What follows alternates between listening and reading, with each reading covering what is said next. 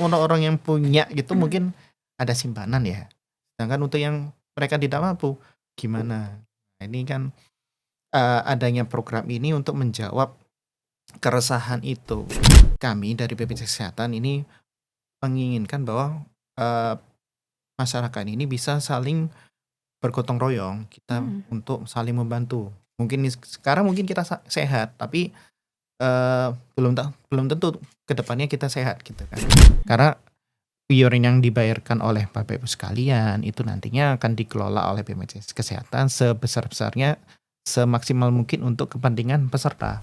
Kalau semisal masyarakat yang menunggak ini tidak sadar, tentunya ini akan lama semakin akan tergerus.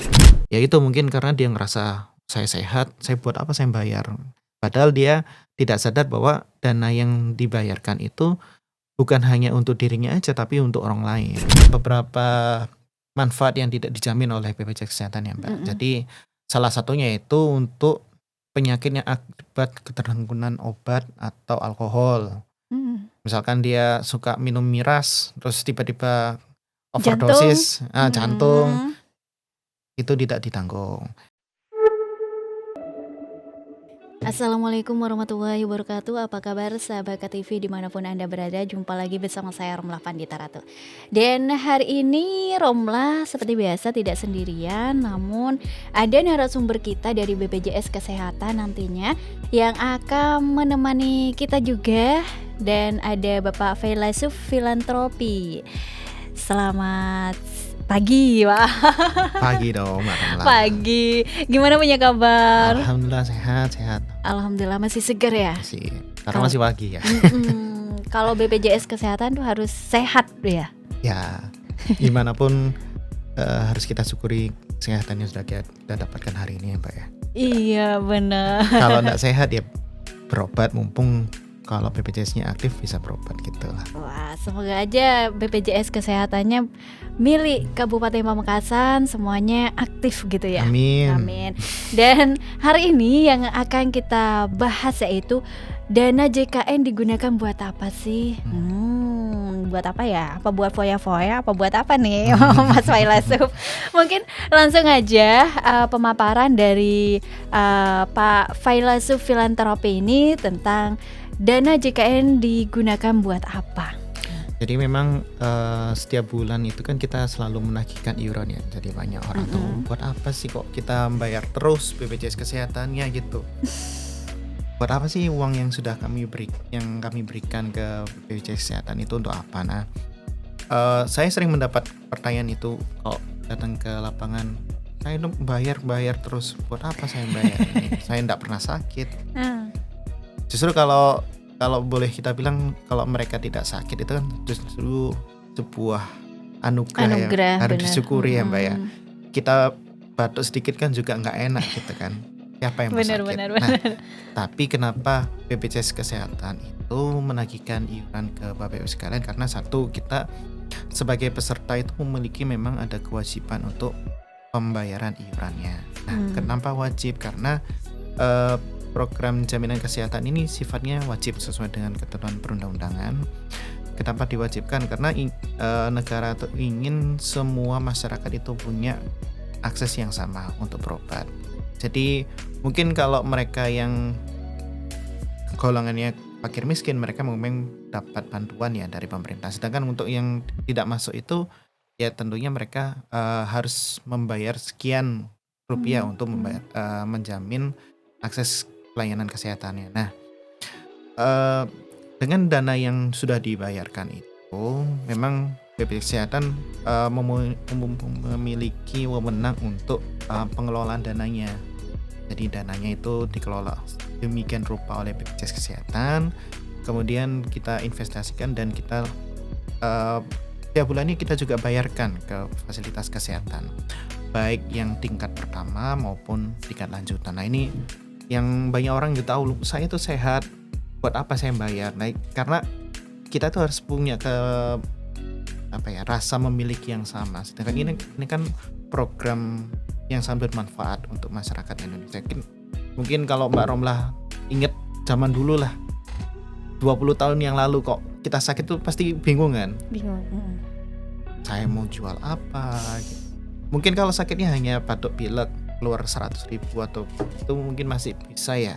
Sedangkan kalau sudah kena gagal ginjal aja lah, Cuci darah cuci gitu darah, ya. itu mau jual apa?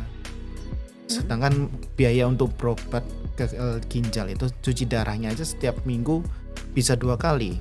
Sekali berobat bisa 800.000. Nah ini kan Ratusan ya. ratusan ribu. Ini kalau terus menerus dan itu nggak bisa berhenti kan.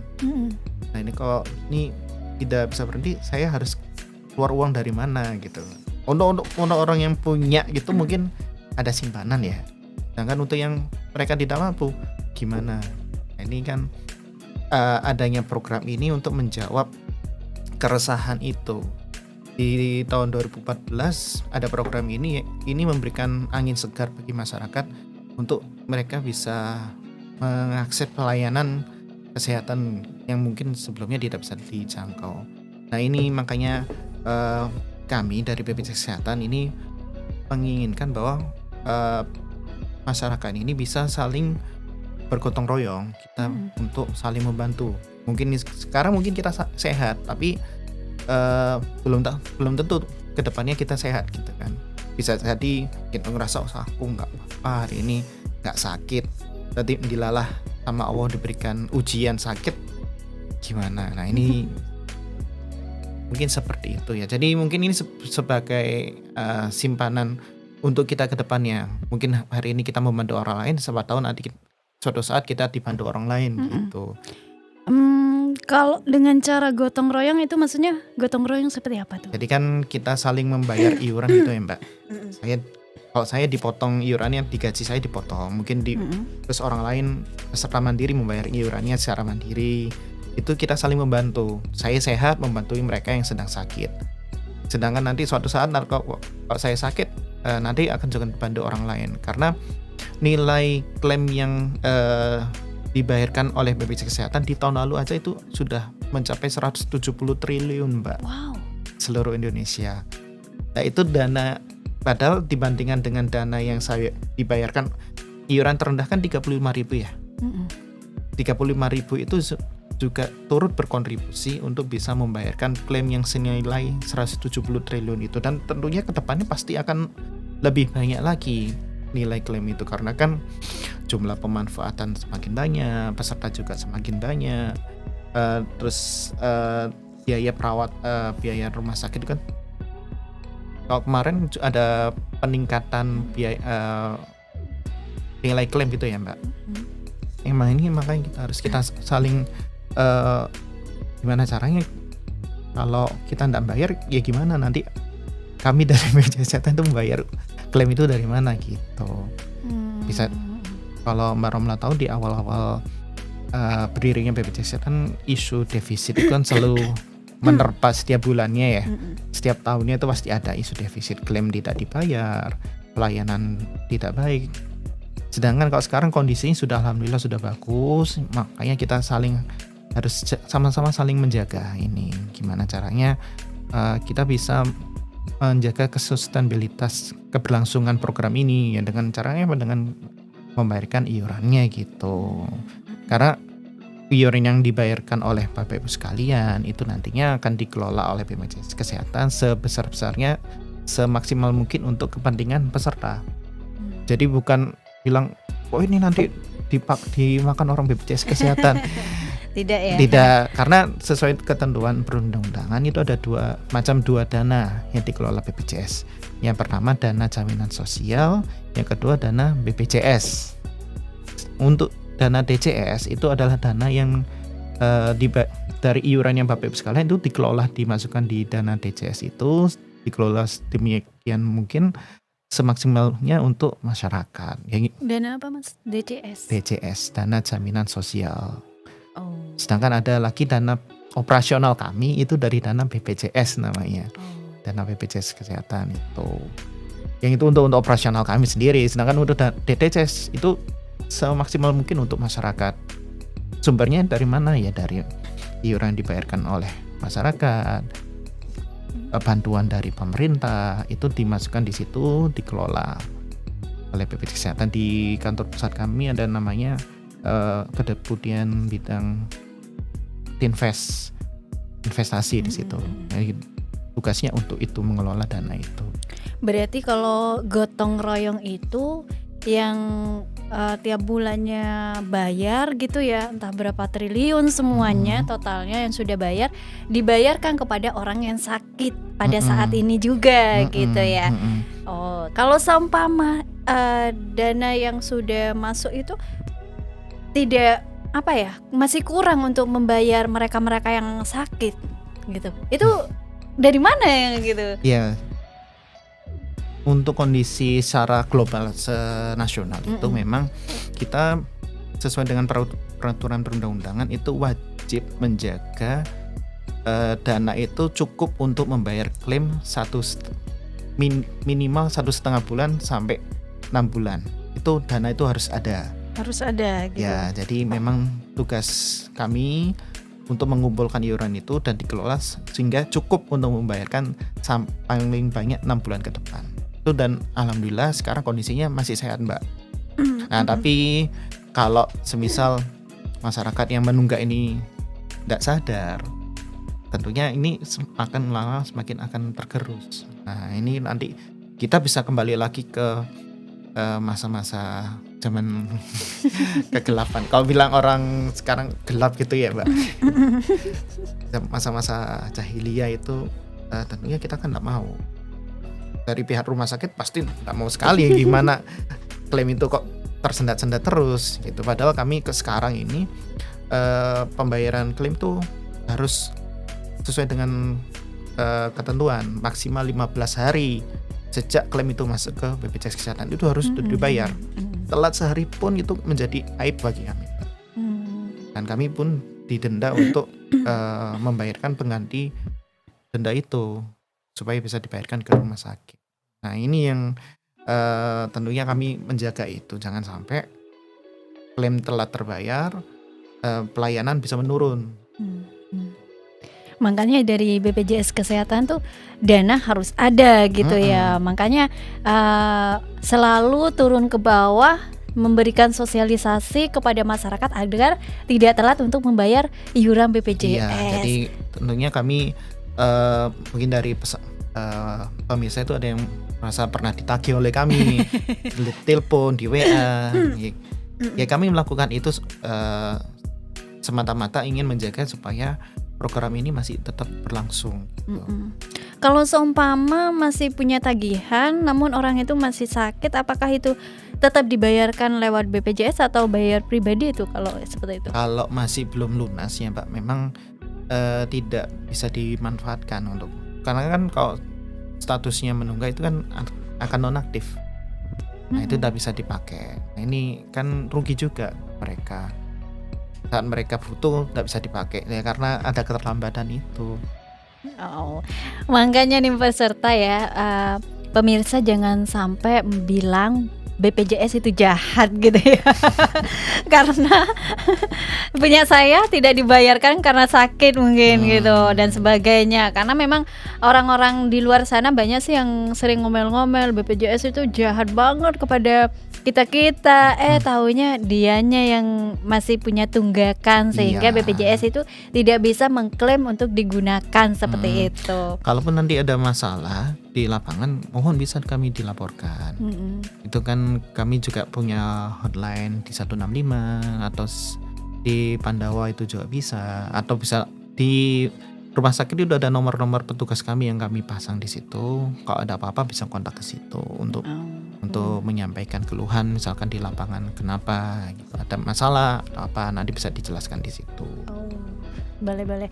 Ada sih yang keluhan dari masyarakat itu nggak sengaja bilang ke Romla, Mbak Rom, tolong dong tanyakan ke pihak BPJS. Saya itu dulu memang entah tahun berapa dulu saya daftar di BPJS lewat ke kepala desa dulu. Nah, malah sampai sekarang itu saya tidak tahu saya terdaftar apa enggak gitu. Itu harus gimana ceritanya? Kalau belum tahu sudah terdaftar atau enggak, bisa dicek di aplikasi mobile JKN-nya, atau kalau enggak punya mobile JKN bisa tanya ke Pandawa. Kemarin kan saya share nomornya 0811 8165 165. Bisa di WA ke situ aja. Nah, itu kan kita belum tahu udah terdaftar atau enggak. Dan kita itu belum tahu juga kita yang prabayar pribadi atau yang bantuan itu bagaimana gitu ya. Kalau seumpama ada tunggakan di belakang, tapi kita tidak tahu kalau kita itu ternyata terdaftar di BPJS Mandiri itu bagaimana? Ini mungkin kasuistik ya Mbak. Harusnya kalau peserta mandiri itu mereka daftar itu secara sadar ya. Dia daftar ke kami, terus melakukan pembayaran iuran pertama. Nah ini kalau ada tunggakan ya nanti bisa dicek di mobil CKN-nya. Itu di menu info iuran itu ada data berapa sih tunggakannya ada di situ, per orangnya berapa lama tunggakannya. Atau itu kalau mereka tidak bisa akses di aplikasi pakai WA aja itu bisa. Nanti bisa kita cek berapa sih dia, apa punya tunggakan, apa dia punya peserta mandiri atau statusnya sebagai peserta penerima bantuan iuran gitu. Tapi tidak menutup kemungkinan peserta yang mandiri kemudian tiba-tiba didaftarkan oleh pemerintah itu masih punya tunggakan iuran. Nah itu nanti bisa dicek bisa di situ. Siap. Terus dana JKN itu nantinya kan buat orang yang sakit kita harus ada selama 3 bulan ya? Maksimal 6 bulan. Maksimal 6 bulan. Iya, dananya itu. Yang bikin bingung kalau Sapama tidak ada dana, bagaimana? Nah, kalau tidak ada dana itu kita ada mekanisme minta bantuan dana talangan. Oh, ada dana talangan. Dana talangan dari pemerintah itu ada.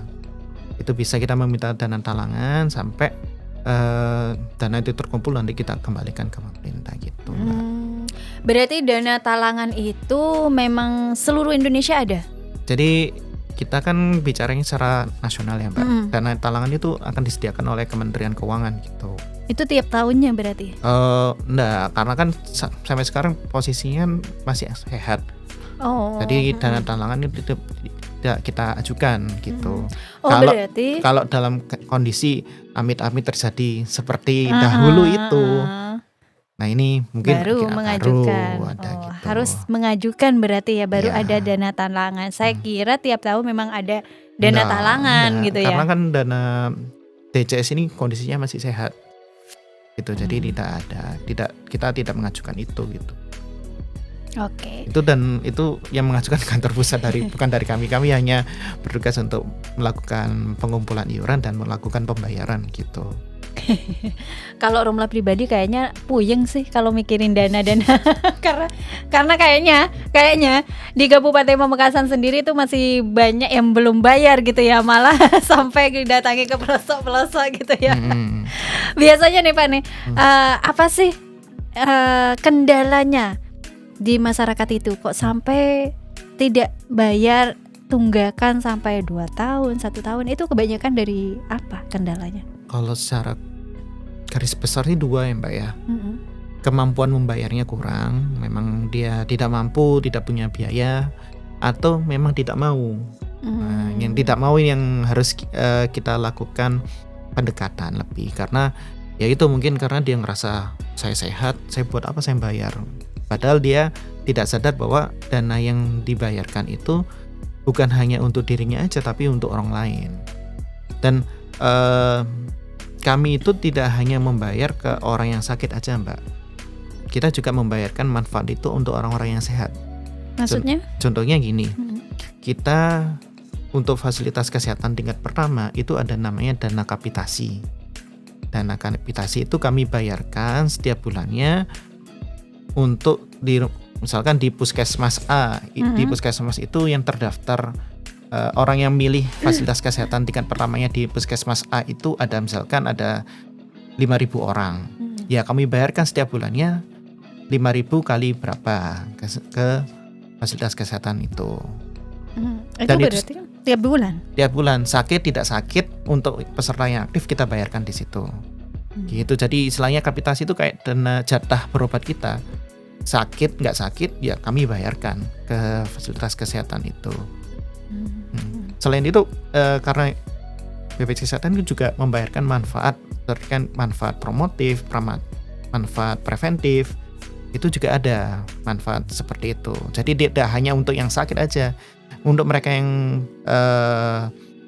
sehat, kita juga bayarkan dana-dana itu ke fasilitas kesehatan pertama untuk menjaga supaya orang yang sehat tidak jatuh sakit gitu kan. Seperti misalkan di puskesmas itu biasanya ada namanya klub Prolanis, program penyakit kronis gitu sebenarnya. Nah itu mereka yang punya penyakit kronis tapi stabil, kita punya klub di situ di fasilitas kesehatan, mereka bisa olahraga bersama, pemeriksaan kesehatan bersama gitu, terus ada sosialisasi, bisa ada kumpul di puskesmas itu, misalkan di puskesmas atau di klinik gitu ada seperti itu Mbak. Berarti dana kapitasi itu memang tiap puskesmas ada gitu. Iya, setiap bulan pasti kita bayarkan ke fasilitas tingkat pertama itu. Sakit nggak sakit kita bayarkan. Tapi khusus Fraskes pertama. Ya. Kalau kedua, ketiga? Kalau rumah sakit misalkan di tingkat lanjut itu kita bayarnya pakai klaim namanya inasibijis.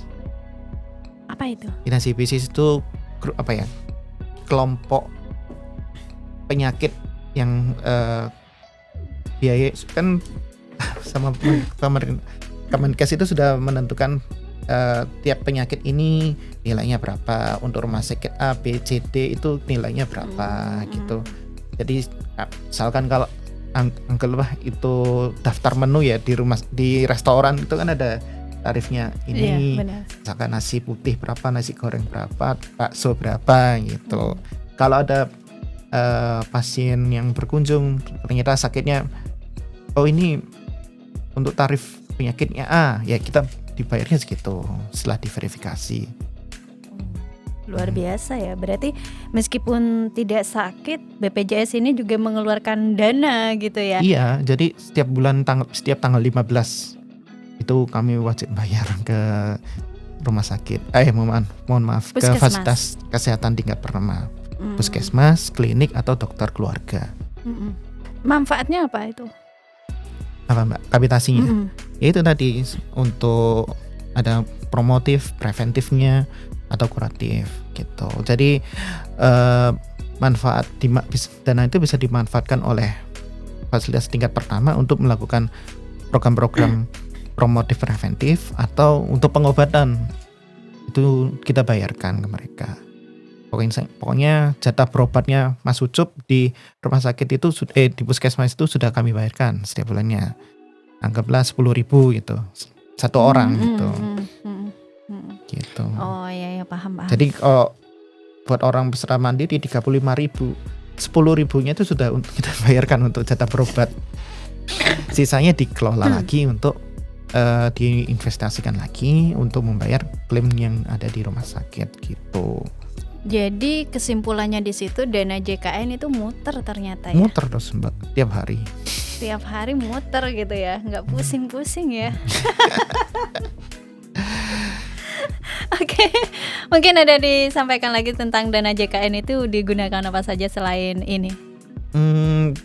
Kita tidak ada, kalau banyak yang nanya apa ada saldo di BPJS Kesehatan, apa bisa ditarik. Nah, kalau yang itu di saudara kami Mbak, mereka di BPJS Ketenagakerjaan itu kan ada program namanya jaminan hari tua, kecelakaan kerja, kematian, sama pensiun. Nah itu yang ada saldonya di mereka gitu. Sedangkan kami untuk setiap harinya itu kan sudah muter aja, nilai perputarannya tuh sampai triliunan gitu kan ya. Tentunya kita tidak boleh tidak ada saldo gitu. Jangan sampai adanya minus nantinya ya. Iya. Jika tidak bayar gitu ya. Memang gitu. Loh, nanti buat apa mau dibayarkan, saya sehat terus ya, alhamdulillah sehat gitu ya. Dan nanti itu kan nanti buat jaga-jaga, semisal nanti yang bapak sakit, ibu sakit itu kan nanti bisa dimanfaatkan gitu. Ataupun tidak sakit mau ke puskesmas, mau ke klinik ya boleh gitu kan jatahnya sudah ada, jatah berobatnya gitu. Jadi kalau mau memanfaatkan ya udah bisa ke puskesmas atau ke klinik, ikut program Prolanisnya misalkan ya silakan ikut, nggak apa-apa. Mhm. Tentang dana kapitasi itu ya, kenapa sih kok hanya, eee, Vaskes pertama yang dapat fasilitas itu? Kenapa kok Vaskes kedua dan ketiga tidak mendapatkan itu? Ya memang untuk kapitasi itu kan karena sudah diatur oleh Kemenkes seperti itu Mbak. Jadi untuk tingkat pertama dananya kapitasi dan non kapitasi. Jadi untuk di luar manfaatnya itu, misalkan untuk pelayanan rawat inap di tingkat pertama itu juga ada klaim juga Mbak. Sedangkan kalau di rumah sakit itu kan fokusnya ke pelayanan kuratif untuk pengembalian kesehatan atau rehabilitatif. Fokusnya di situ. Kita bayarnya istilahnya fee for service gitu. Pembayaran kalau ada pelayanan, sedangkan kalau di tingkat pertama tidak seperti itu. Kita mendorong supaya tingkat pertama ini gimana caranya menjadikan orang-orang itu sehat. Kalau lebih banyak orang yang sehat kan dana kapitasinya lebih utuh. Gitu kan Mbak. Untuk di Pamekasan sendiri tuh ya, Romla pengen tahu Vaskes pertama itu apakah benar nih ya isunya untuk Vaskes pertama itu digunakan hanya untuk pegawai saja? Apa masyarakat biasa juga bisa? Loh bisa Mbak, masyarakat biasa. Misalkan Mbak Romla ini taunya kalau peserta BPJS Kesehatan harus di puskesmas gitu. Nggak, bisa boleh ke klinik atau dokter keluarga, ya pokoknya sesuai dengan senyamannya Mbak Romla aja. Oh bisa. Bisa. Misalkan Mbak Romla rumahnya jauh dari puskesmas tapi dekat dengan klinik, boleh ke klinik. Oh tidak harus dengan di kartu itu dokter pertama itu. Ya pokoknya sudah daftar. Mbak Romla pas daftar milih di puskesmas ya. Misalkan saya mau pindah ke klinik, itu boleh. Dengan syarat minimal 3 bulan sejak peralihan pertama gitu. Jadi misal di bulan Oktober Mbak Romla milihnya di puskesmas A, terus saya lebih senang di dokter itu karena lebih dekat, itu baru bisa pindah setelah 3 bulan dari Oktober, berarti bulan Januari. Asalkan lunas BPJS-nya. Iya. Kalau BPJS-nya masih ada tunggakan tidak bisa ya. Oke, ya itu pemirsa KTV tentang dana JKN digunakan buat apa sih gitu. Yang pastinya tidak dibuat buat ngopi-ngopi kan. Enggak lah. Itu ada dana operasional sendiri Mbak, beda ya. Iya benar. Tadi sudah dijelaskan oleh narasumber kita dari BPJS Kesehatan, Bapak Failasu Filantropi. Mungkin ada yang mau disampaikan kepada pemirsa KTV nih ya, terutama yang nakal-nakal karena selalu nunggak yang mau bayar, tidak tahunya kita itu muter tiap hari ya untuk membayar iuran-iuran mereka ini. Iya, jadi mohon bagi Bapak Ibu sekalian,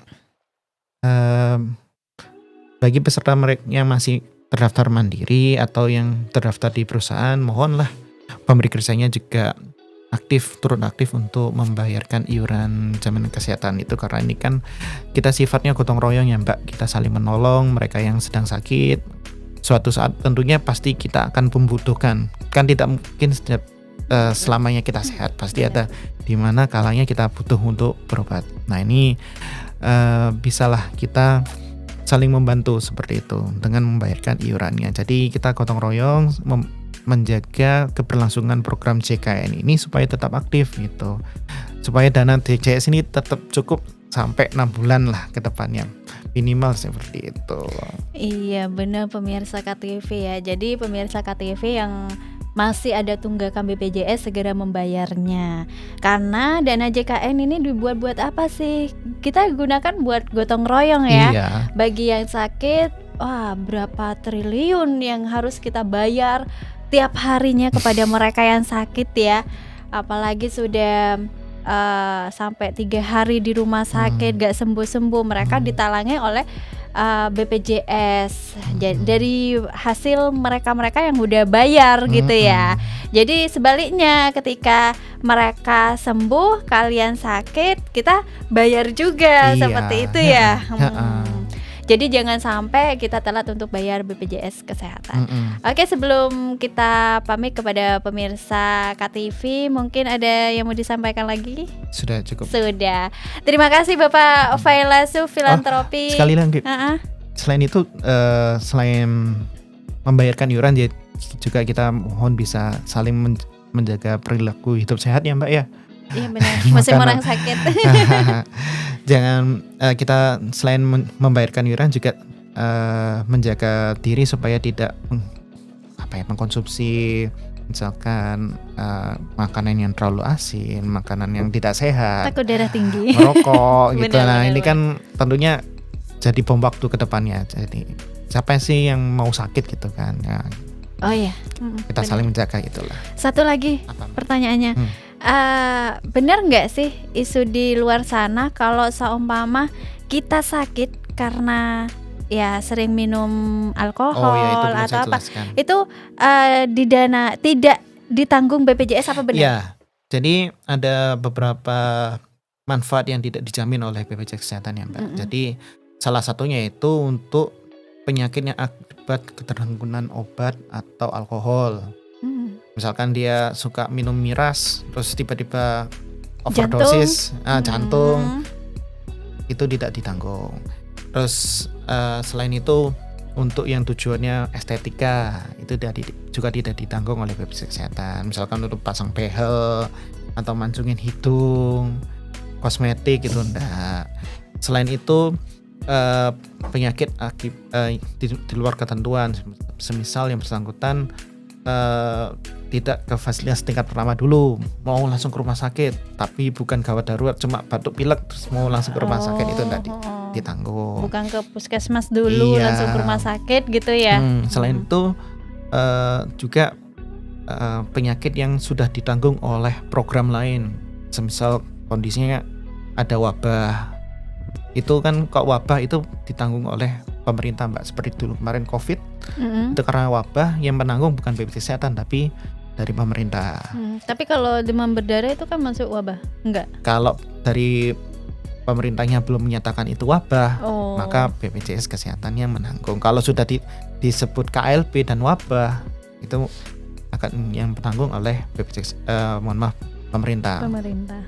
Sama juga kalau bencana alam gitu. Pokoknya semua program semua kejadian yang sudah ada penanggung lainnya, BPJS Kesehatan tidak menanggung gitu Mbak. Seperti kecelakaan kerja, kecelakaan lalu lintas yang nanggung dari jasa raja, ya kami tidak, hanya sebagai pembayar kedua untuk kecelakaan lalu lintas gitu. Kecuali kalau yang bersangkutan kecelakaan tunggal yang menanggung dari BPJS Kesehatan gitu. Berarti kalau mereka yang sering konsumsi alkohol itu udah ketahuan ya, meskipun mau ngelayak sekalipun. Iya, mau bohong pun pasti nanti dari hasil pemeriksaan pasti ketahuan kan Mbak. Ada kadar alkohol berapa persen di dalam darahnya. Lah kalau ada ini tentunya dari BPJS Kesehatan nggak bisa, dari rumah sakit nggak bakal berani ngeklaimkan ke kami karena pasti ditolak. Tuh. Jadi tetap bayar pribadi ya? Ya. Oke. Ya, pemirsa, itu yang sudah disampaikan oleh Bapak Failasu Filantropi tentang dana JKN digunakan buat apa sih? Yang pastinya dana JKN di situ digunakan buat kita semua gotong royong, membantu mereka yang sakit, dan ketika kita sakit juga akan dibantu oleh mereka yang sembuh. Seperti itu ya Bapak ya. Oke, saya Romla Pandita Ratu pamit dan wassalamualaikum warahmatullahi wabarakatuh.